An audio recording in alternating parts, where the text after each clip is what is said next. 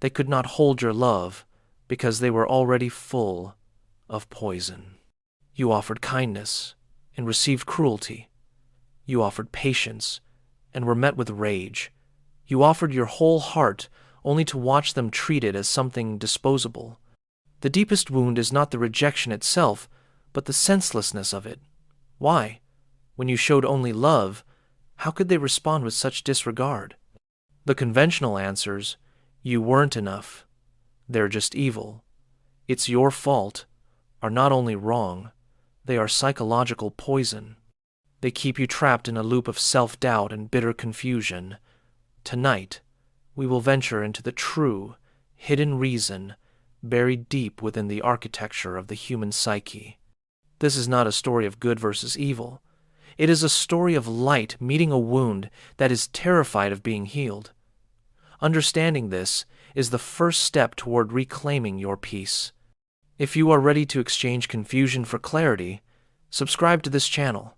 Here, we heal with truth, not platitudes. Now, let us begin. To understand their cruelty, we must first understand the profound and unconscious threat your love represented. You were not merely a partner, a friend, or a kind soul. You became a living mirror. And for a person who is fractured inside, a mirror is the most terrifying object in the world. Within each of us exists the shadow, the sum of all the parts of ourselves we have been taught to reject. For some, this shadow is not just a dark, quiet corner of the mind. It has claimed the entirety of their inner world. They have, unconsciously, identified with their own wounding. When you offered stable, respectful love, you held up a reflection of what health could look like. But they did not see possibility. They saw a condemning contrast. Your calm reflected their internal chaos. Your respect reflected their profound self-loathing. Your very wholeness was an unbearable reminder of their own fragmentation.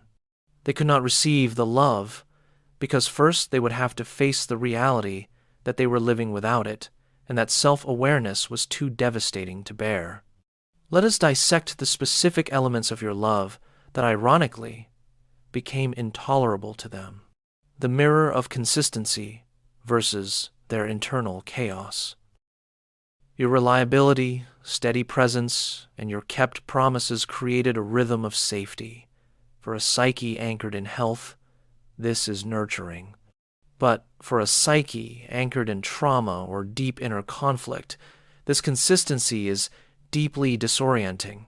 Their inner world is a storm of unpredictable emotions, contradictory impulses, and old, deep-rooted fears. Your steady love did not calm the storm, it only highlighted it. By providing a fixed, calm point of reference, you made the chaos within them more obvious, and thus it makes them feel more shameful. The steadier you were, the more violently their own instability was exposed. The rejection was an attempt to destroy the reference point that made their disorientation present in self. The mirror of wholeness versus their fragmentation. You approached them as a complete person. You offered love from a place of relative self-containment, not from desperate need, but from generous capacity.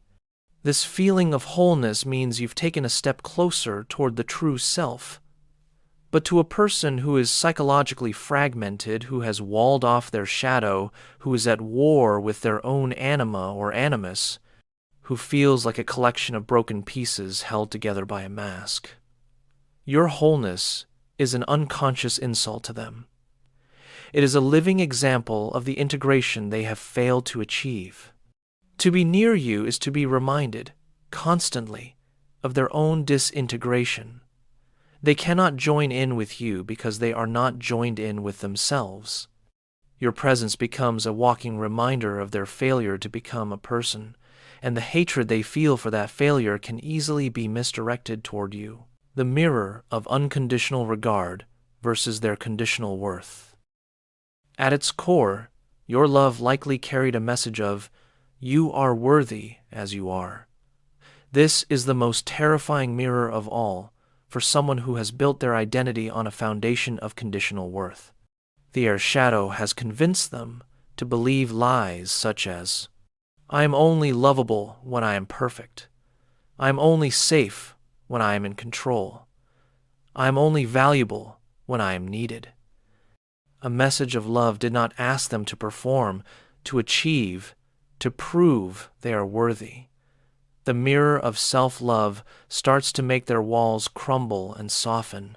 For a moment, they refuse to participate in the old and painful game their psyche was wired to play. In doing so, it renders their lifelong survival strategies, people-pleasing, manipulation, volatility obsolete and foolish. Their psyche, faced with a repressed emotion and a new rule book it doesn't understand, did the only thing it knew. It rejected the game itself and attacked the player who mentioned the new rules, the psychological pivot from love to threat. And now we see the tragic dilemma in their mind. Through the distorted lens of a wounded inner world, your attributes undergo a dark transformation. Patience becomes pity. Healthy boundaries become rejection. Emotional availability becomes smothering emotional demand. Forgiveness becomes permission for further disrespect. They are not reacting to your love. They are reacting to the devastating inner critic, the tyrant complex that your love has inadvertently awakened. Your kindness forces a silent, internal comparison.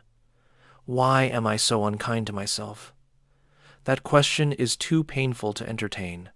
It is far easier to become enraged at the external source that provoked it than to face the internal source of the pain. Therefore, their withdrawal or attack was not a movement away from you, but a frantic retreat from the self-awareness your love was forcing upon them. Their rejection was not a critique of your offering. It was a violent defense mechanism.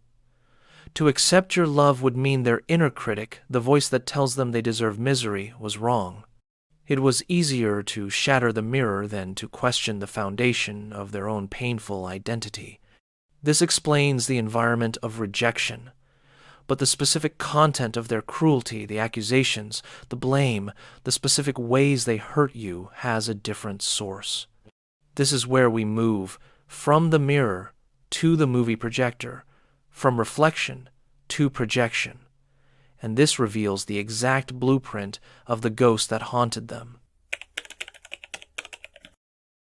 Now we arrive at the precise mechanism of the cruelty. Projection. The mirror made them uncomfortable, but the projection made you the enemy. This is not a mere defense mechanism. It is an ancient psychological magic trick where inner demons are cast outward to haunt the external world. Within your person, a dysfunctional, disillusioned reality called home. Thus, the voice of the inner tyrant was created. This is not a metaphor, but a clinical reality, an autonomous cluster of thoughts, emotions, and memories that acts as an internal persecutor. This is the internalized voice of past criticism, abandonment, or shame, a cruel, persecutory complex within their own psyche. They cannot face this tyrant directly, for it feels like the truth of who they are. It is the accumulated voice of every shaming parent, every betraying friend, every societal rejection, crystallized into a psychic entity that whispers, "You are unworthy. You will be abandoned." Love is conditional. The individual cannot dismantle this tyrant, for to do so would feel like psychological suicide. They have, in a tragic sense, built their identity around serving it. So the psyche, in its desperate ingenuity, writes the theater play of projection. It projects this inner tyrant onto you. Your loving actions become reinterpreted through this distorted lens. Your patience becomes pity. Your boundaries become control. Your desire for closeness becomes suffocation. You are no longer you. You have been cast in the role of the persecutor in their internal drama, a stand-in for their own self-hatred. This realization can liberate you from taking their behavior personally. If this explanation is lifting a weight from your soul, please share this video with someone else who needs this clarity. And in the comments, tell me, does understanding this as a projection change how you view a past experience? Therefore, the bad treatment was not about you. It was their inner tyrant, projected outward, finally attacking itself with you as the proxy. They were, in a tragic sense, repeating their deepest wound with you. They were trying to make the outer world conform to the familiar, painful reality of their inner world, because that familiarity, however painful, feels safer than the terrifying unknown emotion of being loved. This is also why they may have sought conflict or created chaos after moments of deep connection. The peace and safety you provided threatened to dissolve the tyrant's power. Chaos had to be restored to maintain the familiar equilibrium of their inner life. Your love was not rejected. It was fought as an invading army threatening a corrupt regime. Let us unravel exactly how this web of mental tyranny transformed your love into their ammunition. The projection of self-loathing. You think you're better than me? This is the most classic projection. Their own crushing self-loathing and feelings of inadequacy become unbearable. The psyche expels this feeling, and suddenly they perceive it emanating from you. Your simple confidence, your peace, even your attempts to help, are filtered through this lens and distorted into condescension. The accusation, "You think you're better than me," is a direct confession. It is their feeling of being less than that has been projected outward and attributed to you. They are literally fighting their own inferiority complex, with you as the mistaken battlefield. The projection of the abandoner. Are you going to leave me? Often the tyrant's core power is the threat of abandonment. To avoid feeling the terror of this inner vulnerability, they project the archetype of the abandoner onto you. Your healthy independence, your time with friends, even your quiet need for space, become proof of your imminent betrayal. They may then preemptively punish you for this projected abandonment, creating fights, withdrawing affection, or even leaving first in a twisted attempt to control a narrative written by their own inner ghost. They are rejecting you to defeat the abandoner within, not to hurt the person before them. The projection of the controller. You're just trying to control me? Here, we see the shadow of their own suppressed power and rage.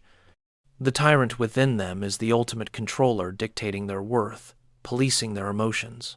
This inner oppression is intolerable, so it is projected. Your healthy boundaries, your expressed needs, your gentle suggestions are now seen as oppressive dictates. Your love, which seeks connection, is reinterpreted as a cage because they feel caged by their own internal rules. The rebellion they act out against you is, at its core, a doomed rebellion against the jailer in their own mind. The need to validate the tyrant's worldview. This is the cruelest twist. For the inner tyrant to maintain its authority, its dark worldview must be proven correct. The tyrant's core belief is, you are unlovable, the world is hostile, trust leads to pain. Your consistent and loving presence is a living, breathing refutation of this core belief. You become existential evidence that the tyrant is wrong.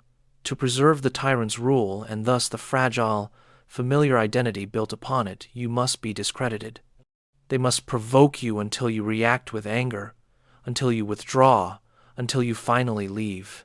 Your inevitable human reaction to mistreatment then becomes proof the tyrant was right all along. See, I am unlovable. Everyone does leave. Their bad treatment was, in a horrifying sense, a setup to force you to play a role in confirming their deepest, most painful story. The final, tragic irony. In hurting you, they were not pushing you away. They were trying to push the reflection of their own salvation away. They were attacking the healer because the medicine threatened the disease that had become their identity. Their behavior was not a comment on your worth, but a biography of their inner war, a play performed on the stage of your relationship, where you were cast in a role written long before you ever met. With this understanding, the poison of their actions begins to lose its power over you. You are left not with an unanswered why, but with a profound and painful clarity. The final step is to turn this clarity inward, not as blame, but as the foundation for a new kind of strength. So where does this leave you?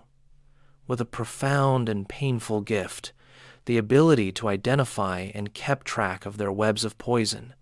Their actions were a biography of their inner conflict, not a review of your worth. Your task now is the most important one: to withdraw the projection they placed upon you, to look clearly and say, "The cruelty I received was not my destiny. It was their pathology. The love I offered was not weak. It was a light their eyes could not yet adjust to." Do not allow their inability to hold your love convince you to make your love smaller. The remedy is not to harden your heart, but to redirect that immense capacity for love and clarity back to its source, yourself. Nurture your own soul, strengthen your own boundaries. This experience has shown you the depth of your own capacity to love. That is your power. Do not let their brokenness convince you it was a flaw. Your love was never the problem. It was the medicine they were too ill to take. Let them go with this understanding, and in doing so, reclaim every beautiful part of yourself that you so generously offered.